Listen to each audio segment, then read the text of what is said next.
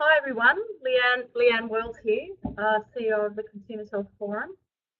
I hope you can hear and see okay. You should have me on screen as well as the slides that we're going to go through today.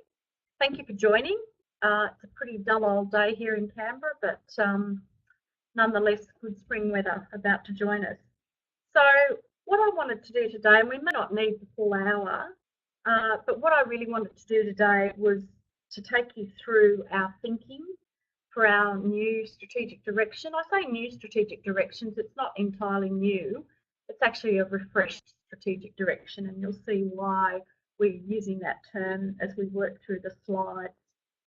So it's not to go through our strategic plan in any detail. I just want to give you a flavour of our thinking, the rationale for the thinking as interested members and stakeholders, and also to outline other ways that you can provide us with feedback or more detailed feedback if you're so inclined prior to us finalising this.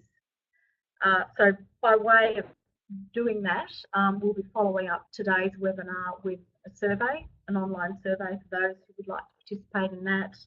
And the idea is that we'll we're doing a soft launch of our strategic refresh for 2018 to 2022 at our AGM on the 13th of November.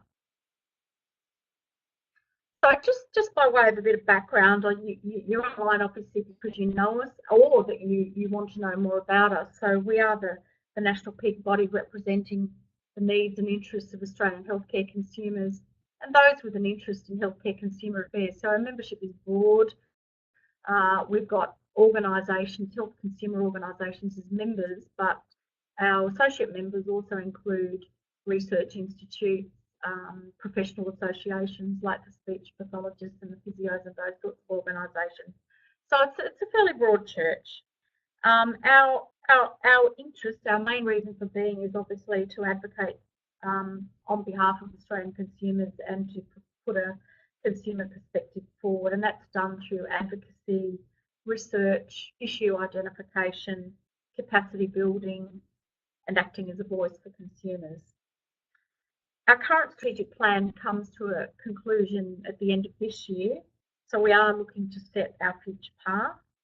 We really want to focus in this plan on how we're going to go about seeking real reform for the health and social care sector, how we can be most effective as a contemporary advocacy organisation representing the needs of Australian consumers, how we can be of value to members, stakeholders and partners, remain financially resilient, is a key issue for many NGOs, and how we can explore strategic future opportunities.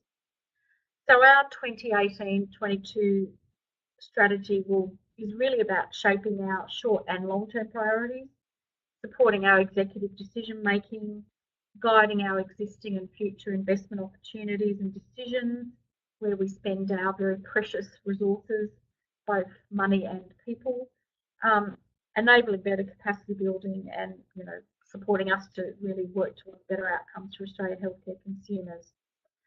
So the draft strategy is one that we haven't dreamt up in isolation. We have co-created it with the CHF executive and board members, but the strategy you'll be taken through right now has also been informed by basically a stakeholder perception survey. We did interviews with some members and stakeholder leaders from across the health sector to really get a gauge about where the consensus fell among those groups in terms of the role CHF should play or could play in driving improvement and innovation in the health sector.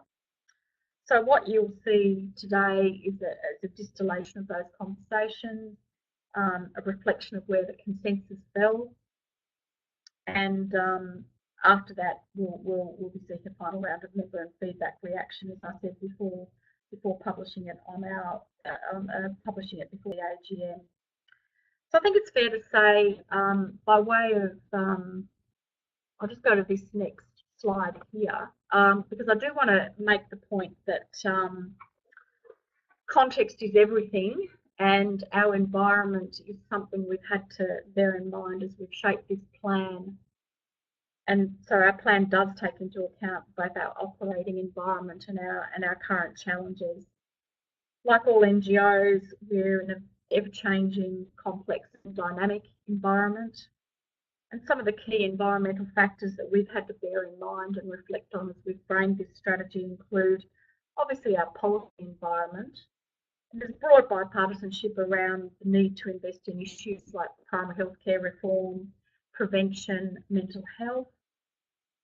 The extent to which there's bipartisanship around policy domains such as private health insurance and the way the health system's financed and the way Commonwealth and state relations around health and hospital reform should play out are a bit more difficult to discern. But I think it's fair to say we've got both parties broadly recognising the need for a longer-term health plan, but varying attempts to articulate that and what the vision for that should be. I think it's also fair to say, and this is, I suppose, nothing but opportunity for us and our members and those with an interest in healthcare consumer affairs. We've got a lot of rhetoric around the need for our system to be more consumer, people, patient-centred. I think that's very easy to agree with as a principle, but what we've got, I would suggest, is a chasm between that belief and the extent to which policy and practice falls into line and follows that belief, and that's an area where we need to continue to advocate effectively.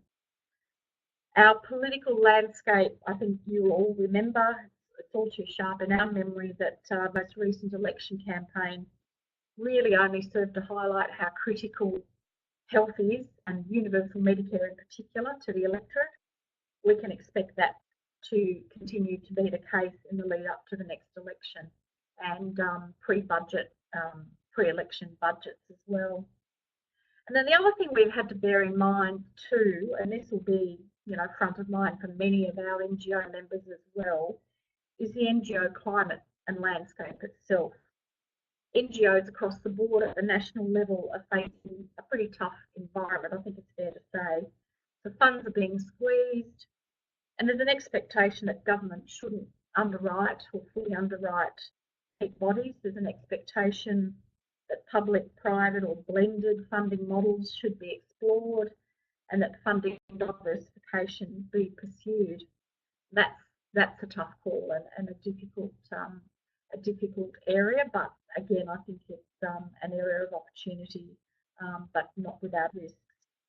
Reliance on membership only as a basis for an authentic representative voice is also under a bit of challenge, and I say that simply because a lot of our members, and the same for other organisations, are squeezed financially, and they're doing what we've done as CHF, had a good look at who their members are, their subscriptions to various things, and taken a lot of decisions around, whether or not they can afford that. And that's not because we don't want to be members of other organisations of CHF, or members of CHF don't want to be financial voting members of CHF. It's simply financial. And I think, again, it's an opportunity to look at ways that we can preserve, maintain existing membership, but be a bit clever about the ways in which we act with impact and influence in other ways by working in strategic partnerships, alliances, and through networks. Again, an area of opportunity. So as I said before, in the process of refreshing our future strategy, we did a range of interviews with stakeholders to really inform our thinking, and that engagement focused on trying to get a better understanding of how CHF was positioned in the health sector. So we unpacked with people, and this was done independently of us by a consultancy called Spark Strategy. We wanted to understand what stakeholders and members felt about CHF's value proposition, our strengths and challenges, sector trends that we needed to be responding to, in some of those I've just talked about, potential areas of focus for us, areas of impact, And the themes that have come out of those conversations with those stakeholders have really helped inform and guide the plan that I'll take you through today. So you can see on the slide there the range of organisations that we went to with those interviews. We did 16 interviews with 17 lead organisations that we approached, ranging from think tanks like the Grattan Institute to professional organisations, to member organisations, to PHNs. There's quite a diversity there. It was a deliberate attempt to get a cross-section and do a deep dive rather than a representative consultation. We're doing that more so now.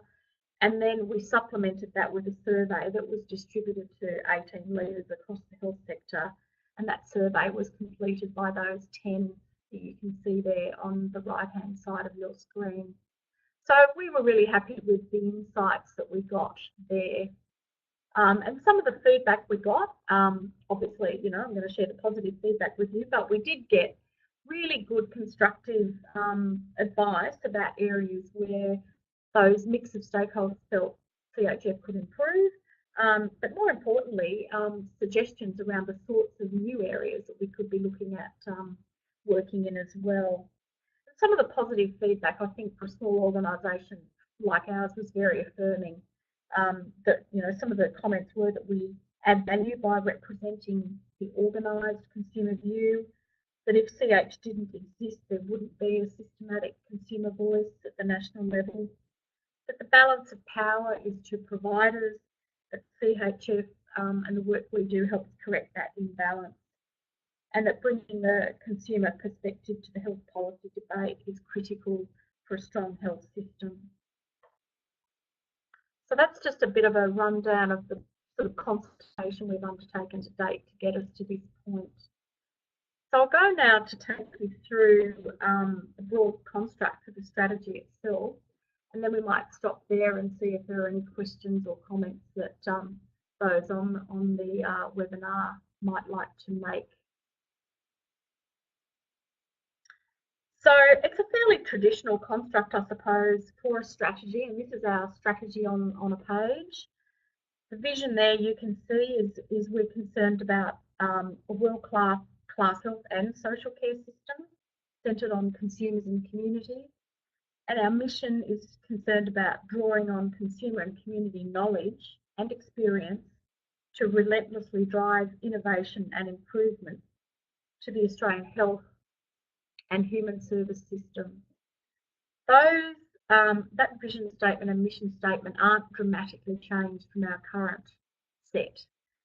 We've added concepts of wanting to work more with the social care system and the human service system, and our board felt fairly strongly that that was important, simply because the social determinants of health, as we all know, and you all know only too well, are such critical factors in health outcomes for people, often more so than clinical interventions and medical care. So not substantive change there, but we're open to feedback on that. But I think the inclusion of those, the inclusion of a recognition that we need to work across system and across government sectors and settings a bit more is a bit of a no-brainer. What is new in this current strategy that we're proposing to adopt at the end of the year is a set of belief statements, and we really like those. They're a new feature. We think they really serve as powerful anchoring statements because they help answer the question, why does an organisation like CHF exist? So we've got, 1, 2, 3, 4, 5, 6 belief statements there, starting with we believe in a universal health system and equitable access that's based on need, ranging through to belief statements such as place-based care, bit of a buzzword, but place-based care that's close to where people live and work, designed with consumers and communities, will deliver better outcomes, experiences of care and more responsive services, through to belief in health policy being evidence-based and evidence-driven, and that includes being driven by and validity being given to experience lived experience of the system. So they're new, and I'd be particularly interested in your thoughts and reactions to the power and weight that those belief statements make and the value they add to our strategic plan. We've currently got 5 strategic objectives. What we're proposing to do for our next 4-year plan is sharpen those up a bit. So what you've got there on the slide is at the centre, we're really on about serving as a collective voice for consumers and communities, and our plan is that we will then deliver on that broad aim and our vision and mission through 4 key objective areas. The first one is concerned with, which is really very much our core business of advocacy and advocating for impact. So we talk there about CHF making credible, authoritative and constructive contributions to national policy and system design, drawing on lived experience, the knowledge and expertise of our members, our board, our consumer representative panel and our networks and alliances, and that we'll strive to set an agenda for a consumer-centred health system and advocate for the change that's needed to realise that future. And we use the word setting an agenda quite deliberately because when we did a member feedback survey a couple of years ago, one of the key takeouts for me was that our members were saying, look, we appreciate that CHF has to respond when government puts out consultation papers and Senate inquiries are running and things like that. But we also expect you as our peak body to prosecute, put forward and be thought leaders around what a better system should look like. So we really do want to have a fairly ambitious program of work around that. The second area we've termed consumer shaping health.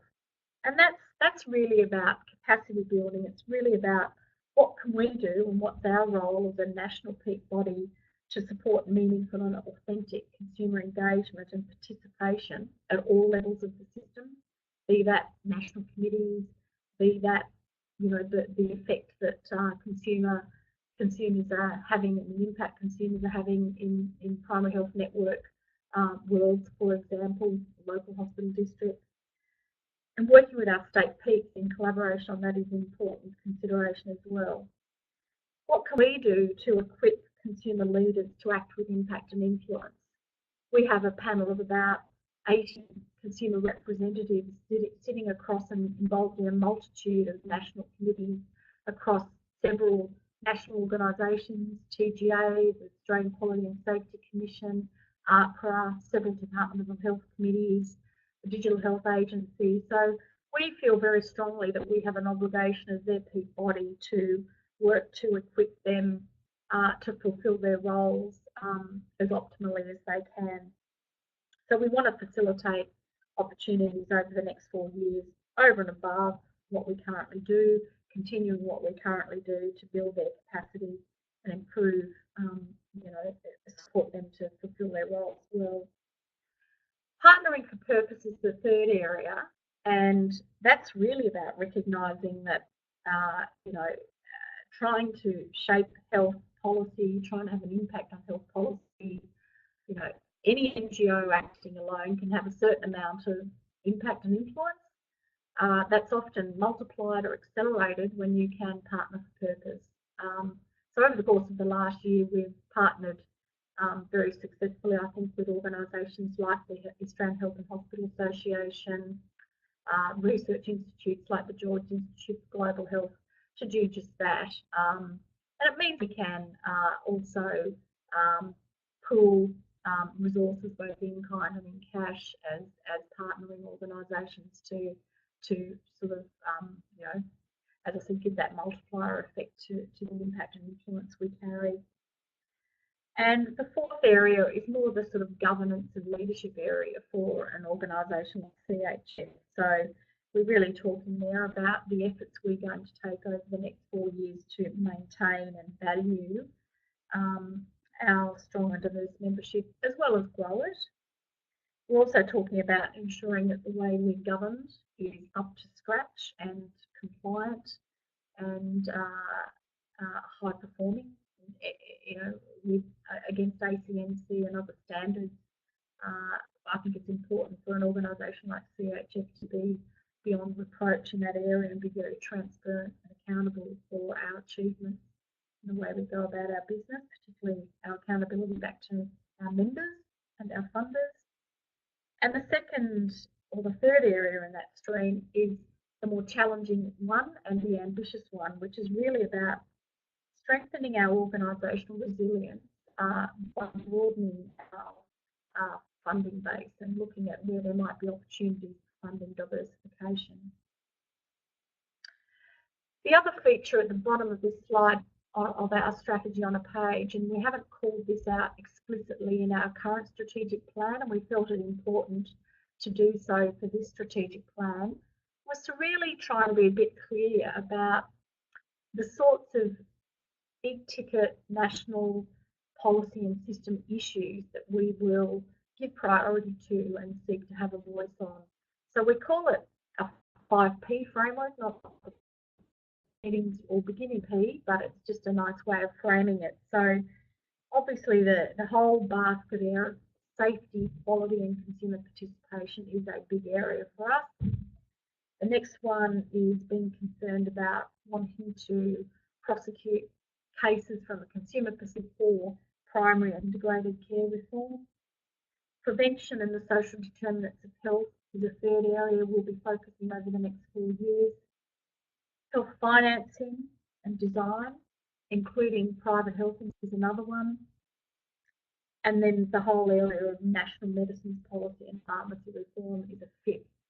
So that's our 5P framework, and we felt that was important for transparency, for clarity around what we're here to focus on, to be calling those out a bit more explicitly in our plan.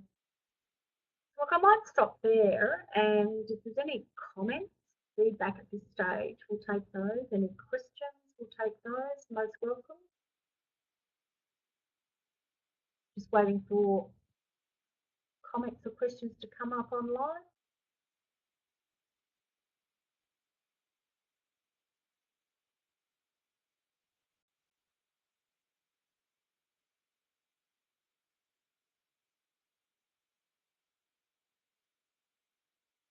Don't think we've got any comments or questions. Okay, we've got one here. Yesterday I attended a patient-centred My Health Record workshop on secondary use of data. Okay, so there's the context for this is there is a consultation currently running around the secondary use of data being led by the government. So we're talking about secondary use of My Health Record data here. So in the context of one of those workshops, the term patient-centred came up.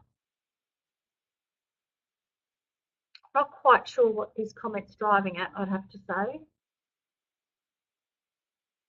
I'm just going to read it out. So yesterday I attended a patient-centred My Health Record workshop on secondary use of data, and the term patient-centred was about the person, without the person. And in some ways it also implies being surrounded instead of leading the push.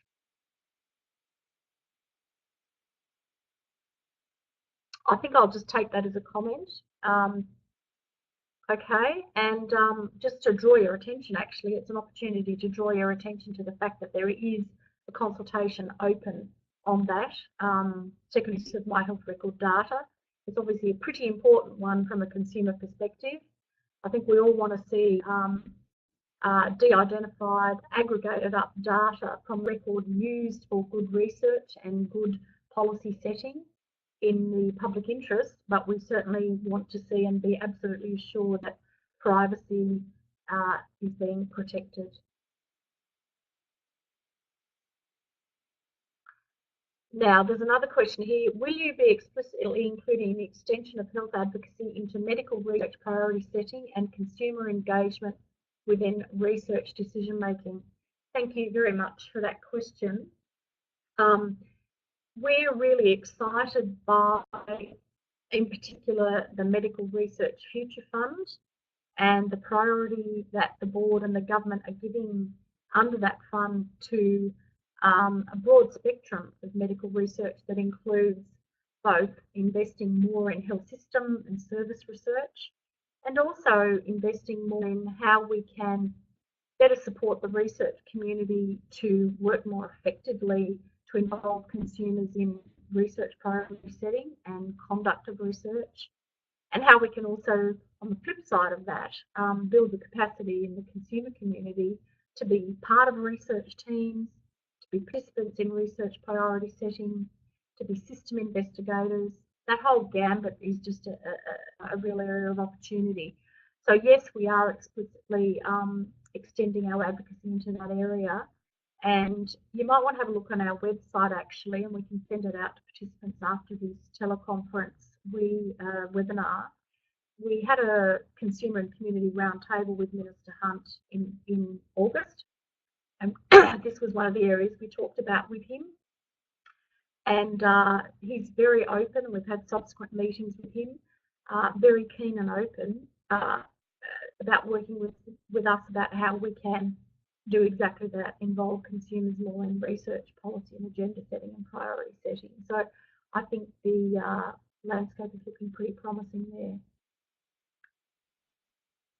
Okay, another question coming in. Interested to know how you see the link between human services and health services evolving and how CHF might advocate in this space. Well, that's a big question, Joe. And look, I think, you know, from a CHF point of view, we want to see more joined up policy, and we've got big streams of policy like the NDIS, like aged care reform, like health, the work that the states are doing around health and hospital reform. It's all got to be better joined up. So, you know, we really want to broaden our membership base so we can get some broader perspectives coming in on that issue so that we can speak with some authority on that. But we also want to work across stakeholders as well, I suppose a bit more intensively than we currently do. So, I mean, we obviously work closely with COTA, the Council for Ageing. They're a member of ours, but we're keen to explore how we can work on advocacy agendas with organisations like ACOS and others as we move forward. It's all a matter of priority and where we put our.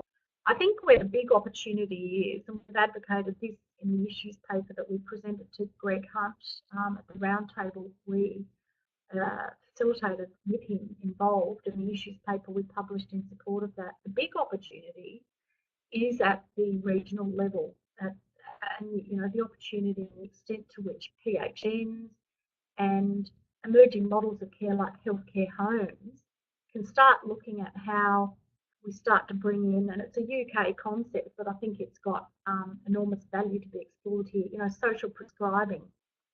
Because often if you ask people what matters to them about their healthcare in the context of a care plan for someone with a chronic disease, it'll be, yes, well, I need a basket of services to look after my chronic conditions, and I need a basket of medical care and clinical services, but I also need better access to transport. I need patient-assisted transport into the city, those sorts of things. So I don't know whether that's answered your question. I could write a whole essay on that one, but it's an enormous area of growing policy scope, I think, and one where we and others can help shape.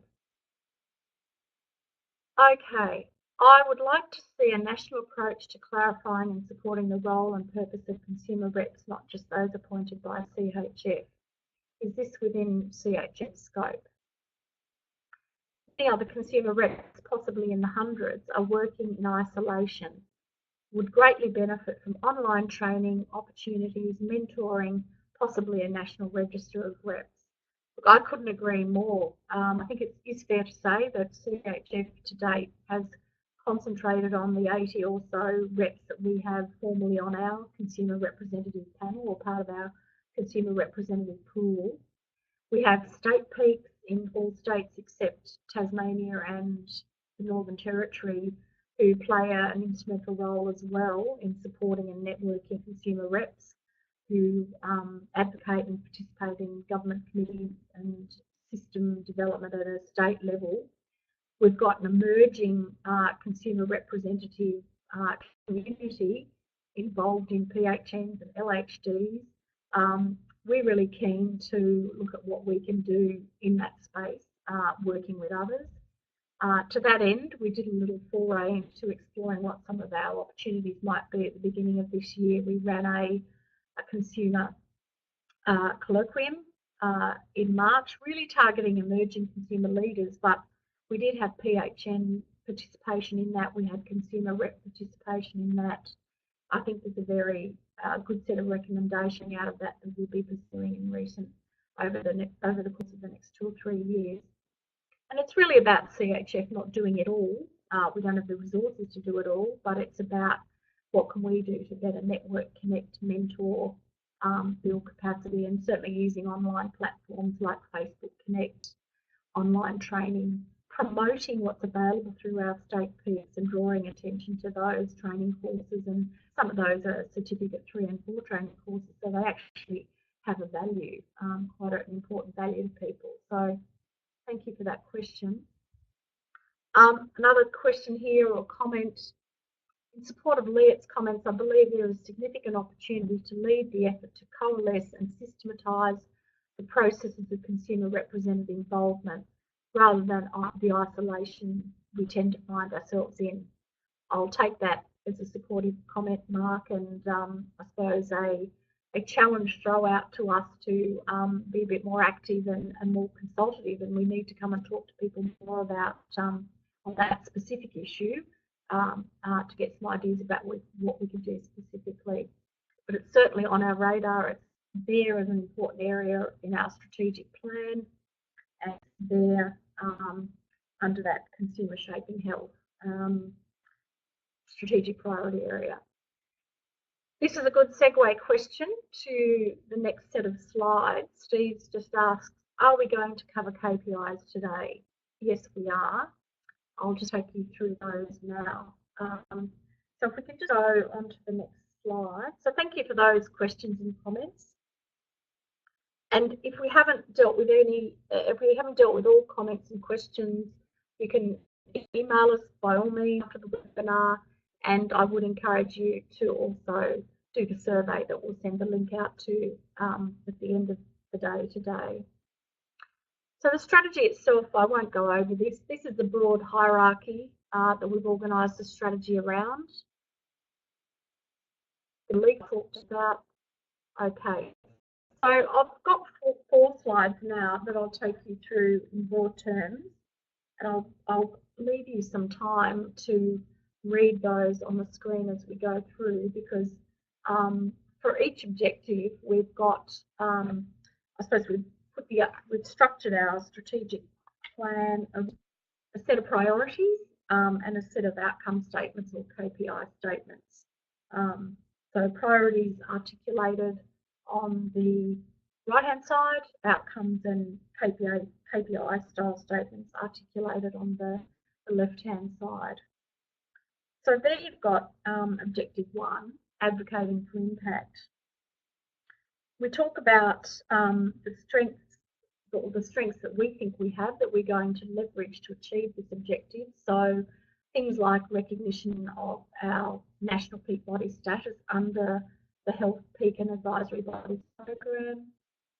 The relationship, touch wood, that we have with government, it's a good one at the moment, and we hope that it continues that way. It's really important to have access to ministers. It's important to have access to oppositions. We have that. We try and keep our relationship positive. We will critique where we're warranted, but we always pride ourselves on trying to be constructive and put forward alternatives where policies are put up that we think aren't in the consumer's interest. I won't labour through our strengths, but if you look on the very far right, we're really talking about, some of this is more of the same, some of this is new, but we're really talking about delivering on that advocacy objective by doing a number of things, really generating a lot of our own research, both qualitative and quantitative. We've done a number of research exercises this year. We want to get much more active, so we plan to do an annual consumer sentiment survey and a regular set of consumer straw polls on topical issues, because nothing backs up an argument better than data, both qualitative and quantitative. And equally, nothing backs up an argument better than having access to really good patient stories and examples of lived experience of the system, both where the system has failed, but also where it has succeeded. And we can then put some commentary around, well, what is it about the critical success factors that made that patient's experience a better one rather than a worse one. So we're looking at doing things across the course of the next 4 years. Certainly we've got a commitment from this current minister, and we would hope, if the government changes, when the government changes, who knows what's going to happen there, but we'd be looking to get the same commitment from any new and incoming minister to a biannual ministerial roundtable with CHF and our members. Minister Hunt has given us that commitment.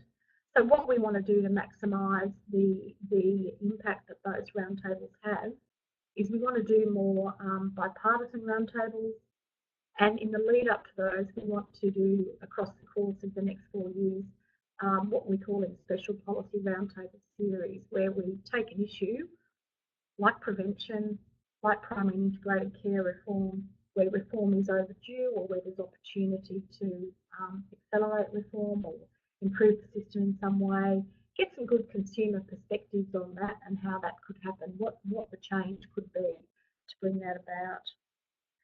So, those forums will be looking to generate a whole series of independent issues mappers, as we've done in the past, as we did with the roundtable with Minister Hunt this year. So we're planning to do more of that, balancing out, responding, as I said before, to government set agendas, to some of our own thought leadership. So to go to the question that Steve was asking on the left-hand side there, we posed a question to ourselves. How will we know when this objective has been achieved? And we've ambitiously suggested that, at the highest level, very aspirationally, we'll know that this objective has been achieved when we've got a COAG endorsed national health plan with consumers at the centre created, and that CHF solutions are reflected in national policy. And then some proxy indicators of that, I suppose, that we'll know we're on the path to achieving this objective when we continue to have formal recognition as the consumer peak body and the industry partner, the consumer industry partner for key agencies like the Digital Health Agency, when we continue to have a regular high-level forum and access to ministers for health and other ministers, where we can discern and measure, ideally, an increase in consumer involvement in national forums, policy setting and major committees. And we're chipping away at that. Some of you would now know that there are now 2 consumers involved in the Pharmaceutical Benefits Advisory Committee. There are soon to be 2 consumers involved in the Medical Services Advisory Committee. So they're 2 national peak health technology assessment committees that make decisions about what pharmaceuticals are subsidised, what medical services are subsidised through Medicare. So that consumer voice is starting to really gain prominence, and consumer presence is starting to gain prominence there. So I'm not going to read through all of those, but I will let you have a quick skim of those because we'll run out of time otherwise. But if you've got some initial comments, happy to take a couple of comments or questions, but we'll need to keep pressing on. If you really do want to have some feedback to us on those, I'd really encourage you to do the survey after this webinar. So are there any thoughts on those KPIs, those aspirations?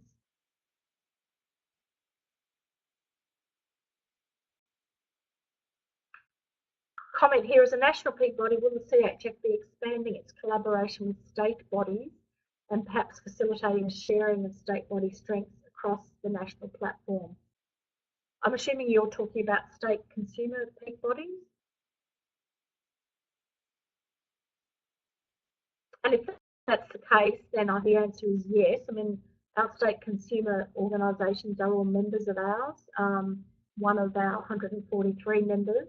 But obviously the window they have on the system at a state level, they work closely with state government. They're involved in training. They're involved in consumer capacity building and consumer leadership capacity building. Like us, they are fairly tightly funded as well. So it makes no sense for us and they to be duplicating effort. It makes every sense for us to be taking a more coordinated approach to the way we work together. So we're very open to that, and we need to look at ways of working together more effectively and cleverly in order to do that. The principle of the whole is greater than the sum of the parts. Any other comments there?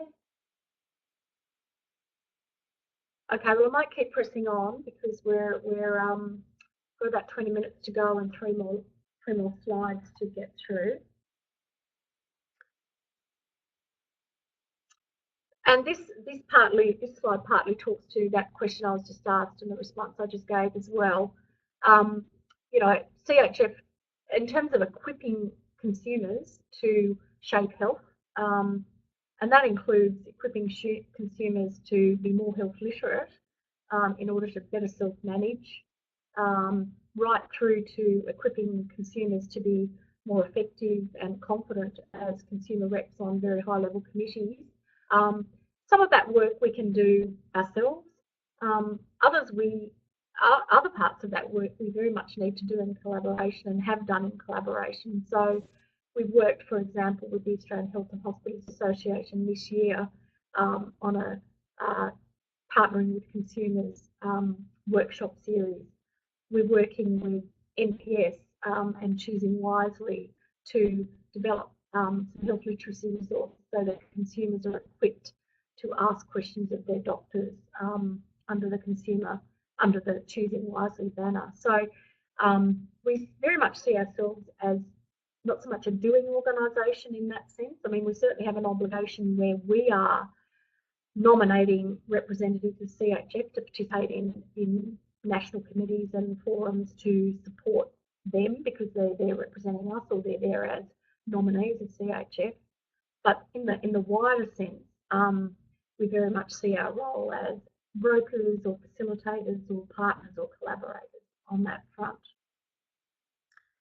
So, I mean, obviously our strengths in these areas are our membership, the fact that we do have very, very experienced, and we're very privileged to have very, very experienced consumer advocates involved in our networks and on our consumer representative pool. We've got several emerging consumer leaders starting to connect up with us on Facebook and through social media platforms. So that consumer network, both formal and informal, is certainly growing.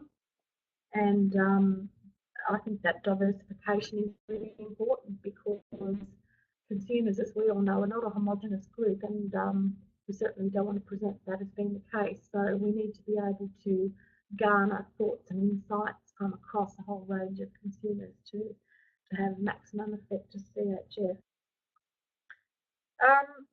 I won't labour through that one. I've touched on where we want to invest: health literacy, self-management support, peer education and mentorship for emerging leaders, continuing to diversify and support our consumer representative panel, diversifying our membership, diversifying our voice, looking at special interest groups, so where there's particular areas of policy or big health system developments like digital health, consumer involvement in research, that's where we're looking at special interest groups, and we put some of those together, so they're very much additional fit-for-purpose forums. On the KPI outcome side of things, you can see what we've set out there or laid out there for ourselves, that we'll know this objective is being achieved when consumers are involved at all levels in policy setting and decision making within the health system. That the challenge is how do you measure the quality and integrity of that involvement? Is it systematic? Is it genuine? Or is it tokenistic? And that's one of the challenges we continue to face, and you all continue to face as well, I'm sure.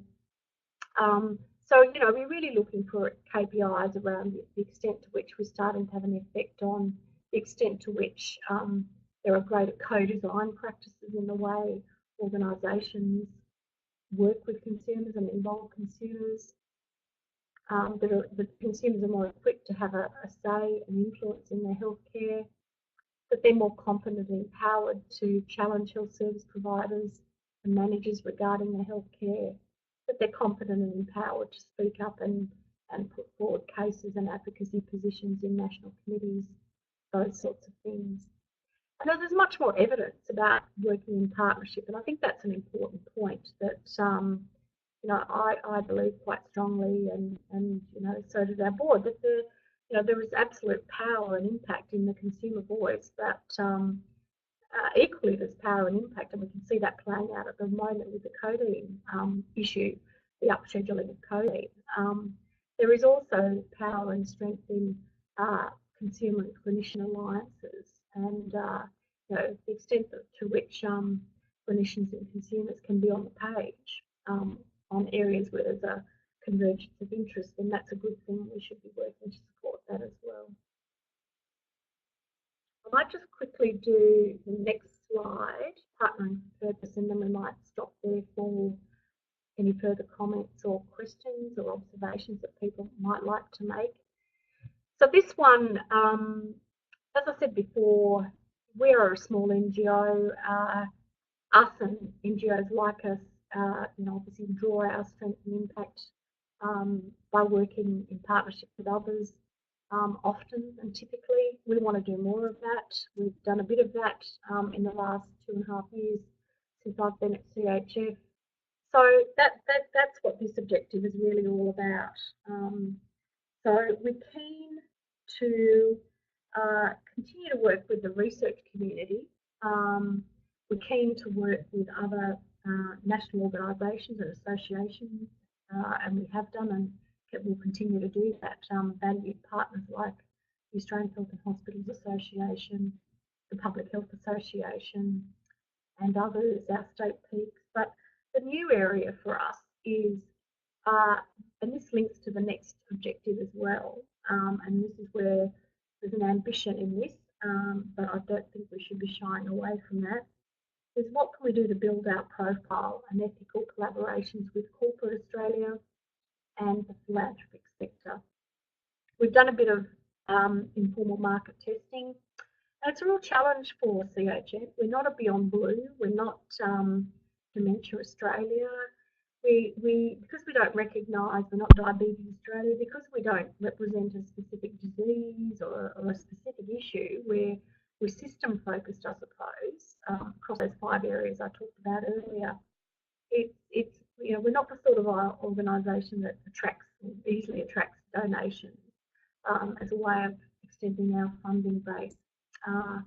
So we need to come up with compelling ways of what can we do in conjunction with the philanthropic sector or corporate Australia, and as I said, through very ethical, transparent partnerships, to add to what we're funded by government to do in order to build the capacity of the consumer community to act with impact and influence. So I'd sort of probably highlight that area of ambition for you, and that's not something we're going to be realising overnight. That needs careful thinking, due diligence, good risk assessment. But I think all the signals are that us and other NGOs, as I said before, really need to start moving in that direction.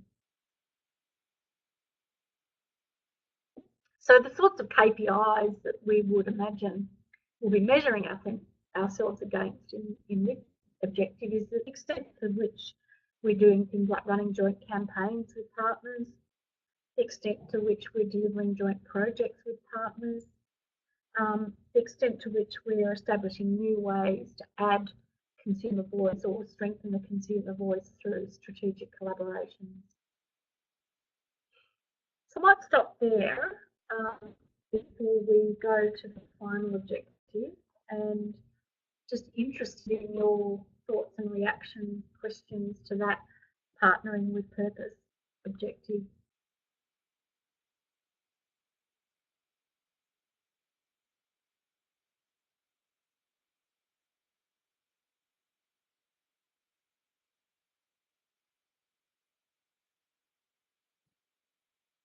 Okay, so sorry, just bear with me while we've got the little lag here to get them up on the screen here. There's a couple of comments here, and I hope people don't mind me naming them. So one from Leah Watson. A couple of comments here. She's saying there seems to be some variation between state consumer bodies, their roles, their reach, their effectiveness. Need a shared understanding of the role and purpose of these bodies. Come back to that in a minute. And then a second comment, need a structure that has grassroots individual consumers feeding into individual organisations and hospitals who feed to state health departments, then up to CHF, who feed then to the national. Impact of involvement is then self-evident and self-fulfilling. Just on that first comment about the variation between state consumer bodies, their roles, reach and effectiveness, look, I think you're absolutely right, and I think that's in some ways a strength, and you know they all occupy their particular niches. I think partly that arises from if I'm reading the environment right, the deliverables and the expectations that are placed on them by their funders. So I gather that the Health Consumers WA, for example, is funded to play an individual consumer advocacy role, as well as a mechanism for providing the state government there with consumer insights. Not all the state peaks have that role. The Health Issues Centre in Victoria, from my observation, have grown out of a strong research tradition and continue to play in that role. They have a strong footprint as an RTO and offers certificate 3 and 4 courses in consumer leadership and those sorts of things. So I think the fact that they've got that diversity is a good thing. It's a product of where they've come from, how they're funded, how long they've been around, the time they've had to develop and evolve as organisations. But I think the point I made earlier about the extent that we can all work together collaboratively and effectively is an opportunity that we need to be more actively looking at. Given the funding restrictions, what strategies are you considering for supporting inclusive consumer involvement across the country? It's hard when you're not on the East Coast. How will regional and remote be included effectively? Now, look, that's a really interesting question. We're not funded to support consumer involvement across the country in committees. What we do is respond to requests from government organisations and agencies like the Digital Health Agency to put up consumer advocates and consumer representatives to be involved in organisations like those. They will pay for sitting fees, travel and accommodation. What we do is advocate very strongly that consumer time and expertise is remunerated appropriately. We will often knock back opportunities if that time and expertise is not being acknowledged through payment. That's a very clear CHF policy. Not quite sure about the comment about the East Coast, West Coast thing. I mean, obviously, we try to be very even-handed and merit-based in who we put up as representatives to committees. We do very open expression of interest processes and really try and match people and their skills to the right committee and the right, the sort of interest that agencies are looking for.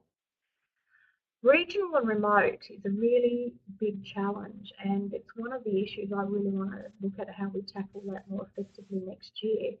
Some of you may know that up until recently there was a health consumer rural and remote network funded by the government, auspiced by the National Rural Health Alliance.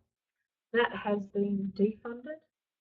So we're in some early discussions with the National Rural Health Alliance about what we can do to try and salvage that and pick that up and breathe some life back into that, because we all know about the social disadvantage and the health inequities and the challenges of paucity of services in rural and remote areas. So it's definitely on our radar for next year. There appears to be a lot more professional development opportunities for consumer reps in the eastern states. How else can we support consumer reps across the country? Discount access to website subscriptions, journals, etc. Yeah, look, I think, Melissa, that's a good question, and that's something we can certainly look at. I think it's sort of, I think what you're driving at there is the value we can help drive the peak body to say, look, if we've got a certain number of subscriptions for a journal, can we look at a discount rate? So our resources are limited in terms of the time we can spend doing that, but I think if there's some key journals or some key website subscriptions of really core interest to consumers, then bring those to us and we can look at having those conversations with those website creators and journal creators. Okay, so we've got about 5 minutes to go, so I might just go to the last slide. And if I'm not getting to all your questions, please, as I said, and I keep reiterating, respond to that survey, because we really do want to hear from you. We want to know that we're targeting our efforts in the right areas for maximum impact. So the resilient and strong last objective, as I said, that's more about the way we govern ourselves and standards we set ourselves as CHF. We want to govern and lead ourselves to the highest standard. So this is really about, over the course of the next 4 years, continuously improving our corporate governance,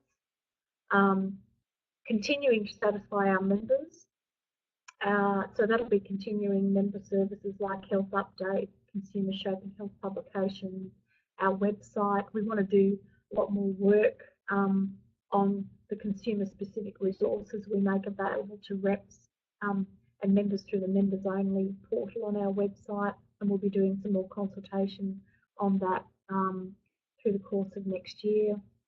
And it's also about putting a real concerted effort into diversifying our funding, so very proactively putting business cases up and proposition cases up to other potential funders, which we're doing at the moment. We're in consultation and negotiation right now with the Australian Digital Health Agency about what we can do to support awareness and rollout of the My Health Record expansion. We're working and have been funded to work with the National Prescribing Service, Medicine Wise, on a consumer campaign around choosing wisely that will become more obvious to people as things unfold. But also, as I said, looking at what can be leveraged from the philanthropic sector by way of more resources for consumers, more resources to support consumer reps, more resources to allow us to be more effective and vocal as an advocacy organisation over and above the things we're funded by government to do. So I might leave it there, and our hour's pretty well up, so that's gone very quickly from my perspective. I do hope that, and it was an orientation and an introduction to our thinking for you. I hope it's given you that. Thank you for your comments, your questions, and any burning issues, any areas you think we have underdone in this plan, any areas you think are big gaps, areas that you think are absolutely pie in the sky and completely out of scope for CHF, we want to know about that. It's still a draft plan. This is the final stage of our consultation, this and the member survey that I've talked about. It'll go to the board after that, and the plan is to make the plan available at the AGM on the 13th of November, where we'll do a soft launch and it'll appear on our website. So thanks very much for your participation, everybody, and have a good day. Thank you.